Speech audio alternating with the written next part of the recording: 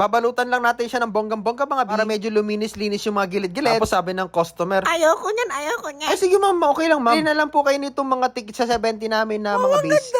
Wag mo agad yung isip. Charot lang. Ayun na nga mga bi, lagyan natin agad ng floral foam na basang-basa agad. At sabi ko, nakita ko to. Ay, maganda to ah. Di, lalayiningan ko ng ganyan. Para kahit papano ay maging elegante yung lalagyanan natin. Kasi nga daw mga bi, pangkasal nga ito. Kaya sabi ko, di go. Para maganda yung arrangement mo bi. Lugi na naman si sir. So ito na pala yung finished product natin mga bi. Pwede na natin itong lagyan kahit na anong bulaklak. So dahil nga nagtitipid ang ating customer, ay buti na lang. Nag-suggest ako na gumawa ng improvised na stand. O ede, ang ganda ng bulaklak na gagamitin namin. So gumamit lang pala ako ng 20 pieces na bulaklak dyan. So cream na roses pala yung gagamitin natin. At para bumukang buka, ay binabuka ko siya. Para dumami talaga mga bi. Tapos naglagay ako ng tuberosa mga bi. Bango. So ilalagay natin sa mga gilid-gilid dyan para ma-emphasize talaga yung pa-flowing niya sa gilid. Sobrang bango nito mga bi, parang amoy sampagita. Siyempre maglalagay din tayo ng mga, kasi nga daw pangkasal. So yung best friend pala niya yung kakasal. At gusto niya daw regaluhan